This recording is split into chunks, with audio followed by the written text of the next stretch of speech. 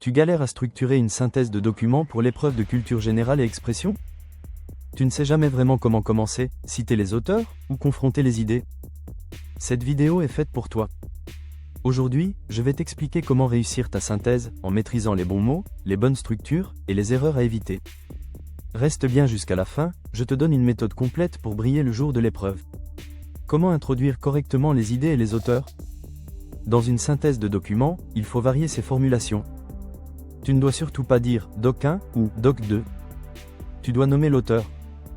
Par exemple, « d'après Eco » ou « selon Pangrazzi ». Il existe une palette de verbes à utiliser selon l'intention du texte. Pour introduire une affirmation, « d'après »,« pense que »,« fait part de », pour exprimer une contestation, « conteste »,« s'insurge contre »,« déplore », pour expliquer ou démontrer, « analyse »,« démontre »,« fait apparaître », pour compléter, « ajoute »,« précise », et même pour exprimer un doute ou un souhait, « s'interroge sur », propose, souhaite. Comment confronter efficacement les idées? Une bonne synthèse, c'est une lecture croisée des documents.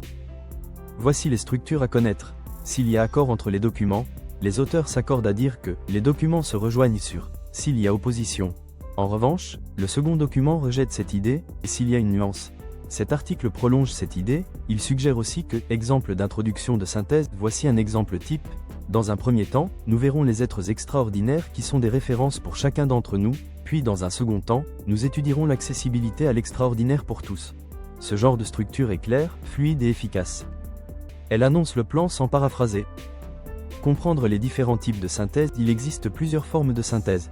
La note de synthèse, qu'on retrouve souvent en examen ou concours. Elle juge ta capacité à résumer, sans copier, dans un temps limité. La synthèse administrative, qui sert à informer ou proposer des solutions à une institution.